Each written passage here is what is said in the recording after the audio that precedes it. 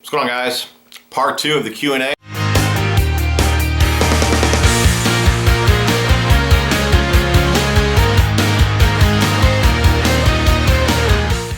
Alright, from JDog4636. Hey man, I've been wondering with all this rain, what kind of baits are good when weather is bad? Also, what's your opinion on wacky rigs? Thank you, really appreciate the tips and videos. Okay, flooded conditions, fishing flooded conditions. Really, the lakes that I fish, like right now, they're already back down to the normal level. They got spillways. It's only flooded for just a day or two.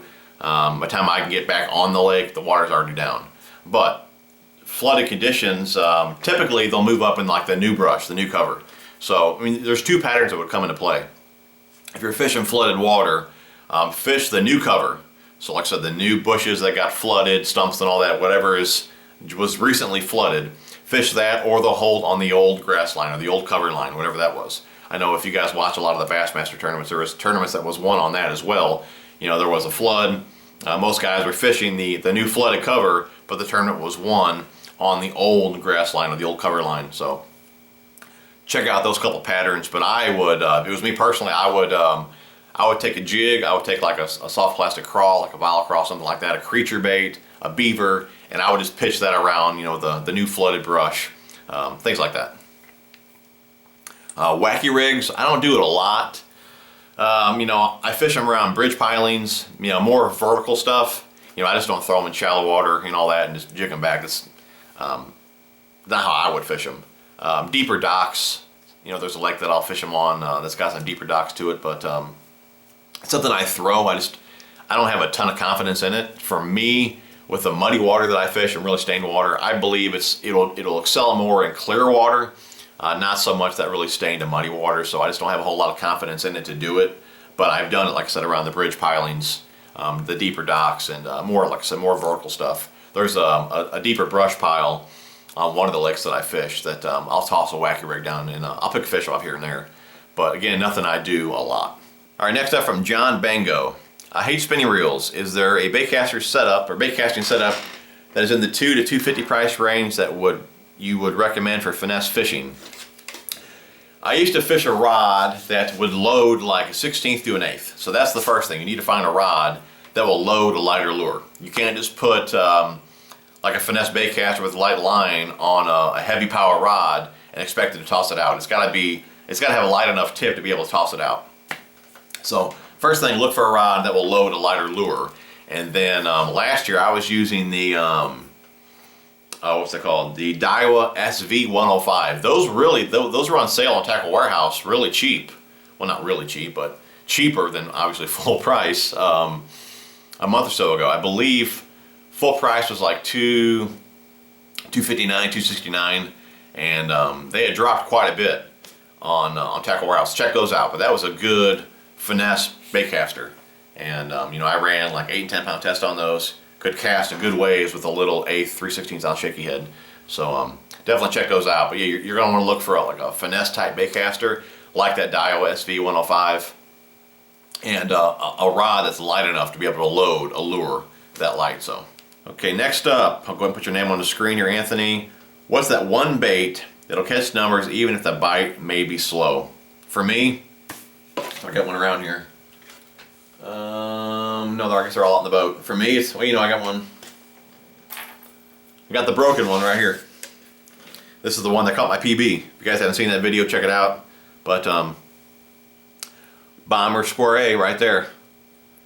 Tough conditions, whatever the case may be. If I can't catch them, if I put on the Bomber, I can always at least pick off one. I mean, this bait will always catch them no matter what. Bomber Square A. Next up, I recently moved. I'm doing a lot more bank fishing. So your overall thoughts on deeper? Is it worth $150 to $200?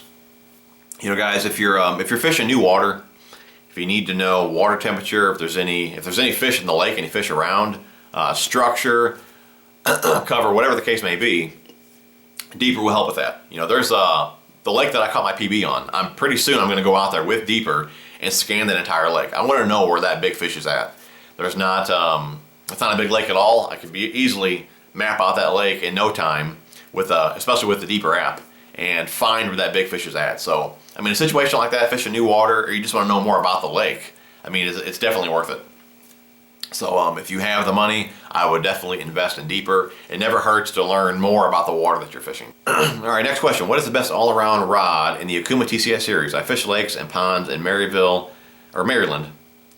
and I have a 6.6 medium heavy fast action Daiwa, but want a slightly bigger rod for throwing a little bit heavier baits like Texas rigs, deep cranks, and swim jigs.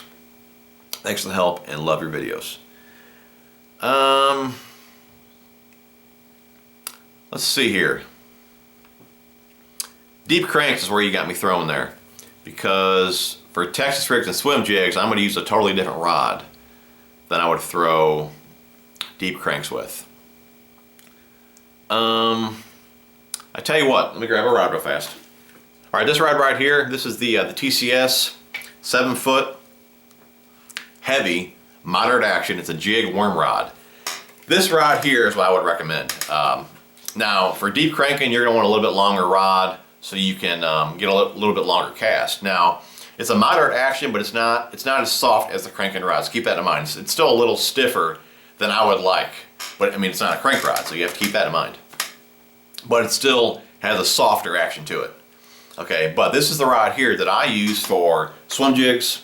I use this rod for frogs. I use it for buzz baits, Kitex, obviously jigs, worms, things like that. It's not going to be the best cranking rod, but if you had to, you could still throw cranks on it because it does have somewhat of a moderate action to it. Like I said, not quite a cranking rod, but softer than a faster action would be.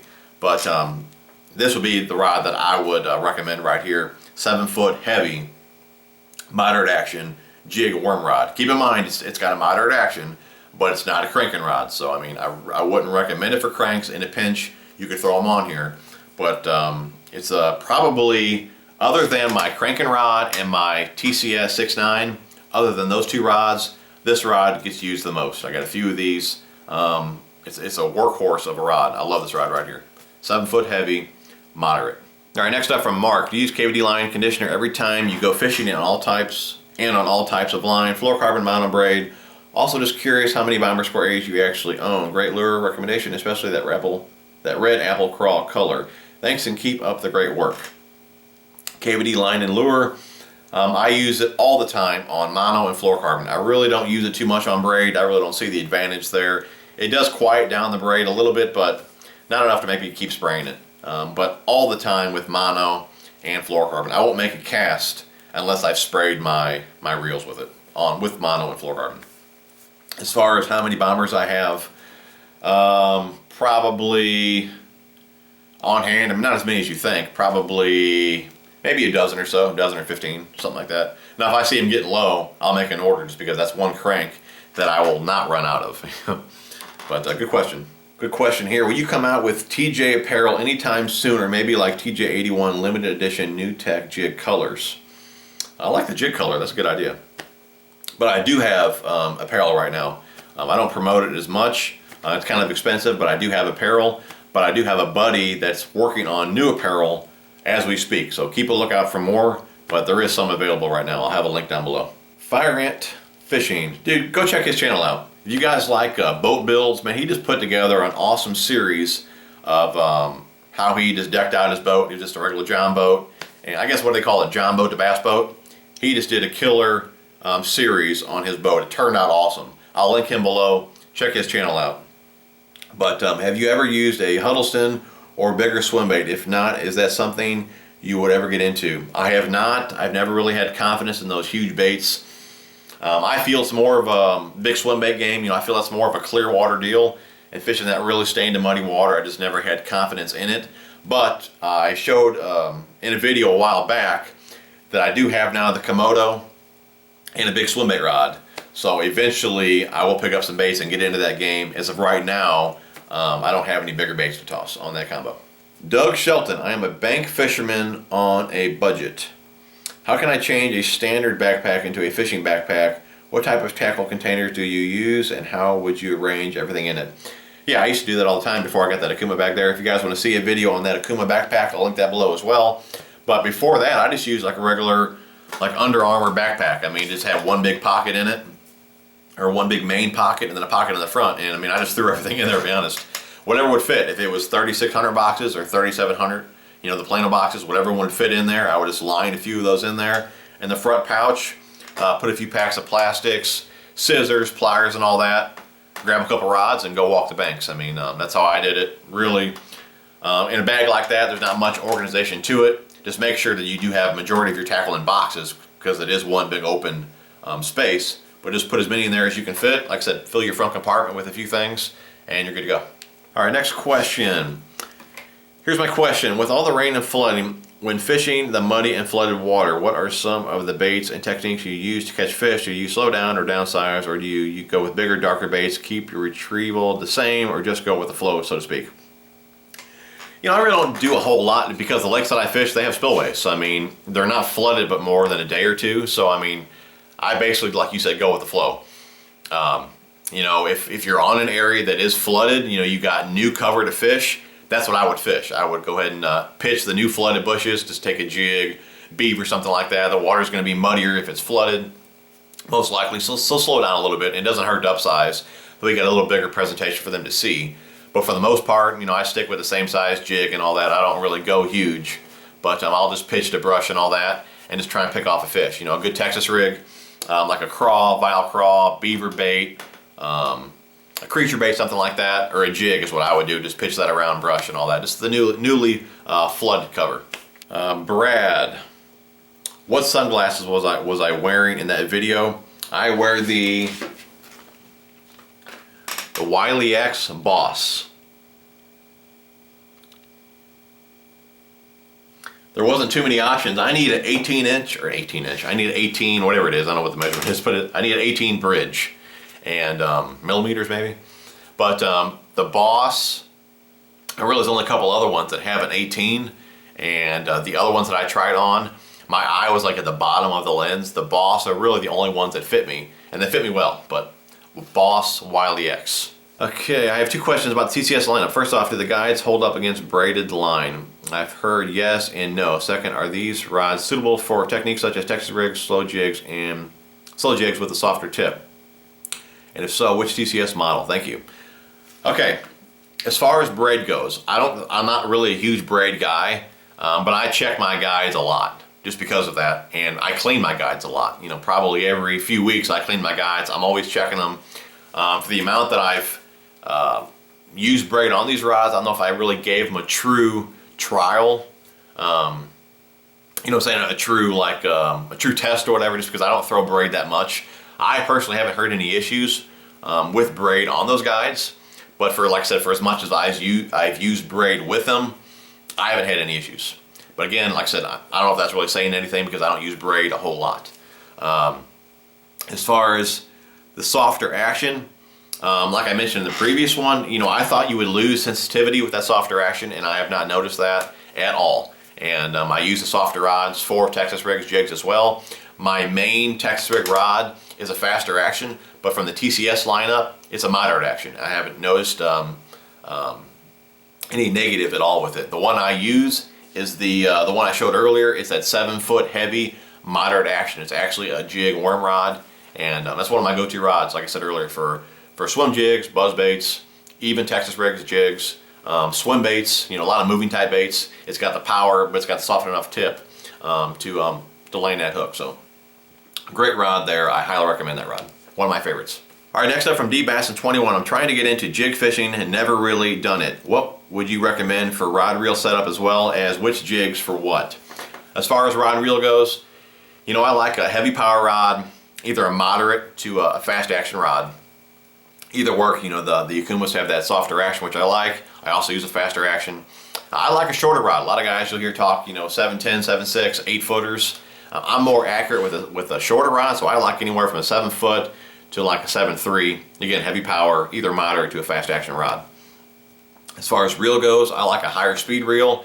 Now, typically I like a lower gear ratio reel for like moving type baits, because I feel I reel too fast. But with the jig, the rod, you're using the rod to work the bait. So all the reel is doing is picking up slack. So I like a 7'3", you can use like an 8'1", something like that. But for me, I like a 7'3" reel. Usually like 15 to 20 pound fluorocarbon. I don't like braiding around wood, so usually I stick with fluorocarbon. As far as the jigs go, the new jigs is what I use the most. I mean, you hear guys talking about all the different styles of jigs. I found out with a new Tech Lures new jig.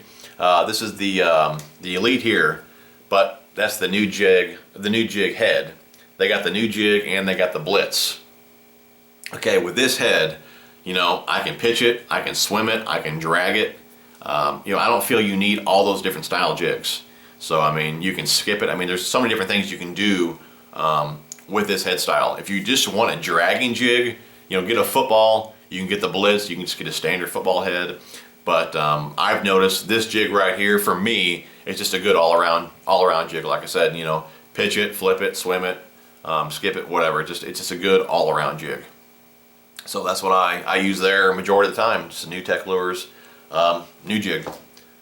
Guys, I think we're going to end it here. Hope you guys enjoyed the video. If you did, give me a thumbs up. Thanks for watching, guys, and we'll talk to you soon.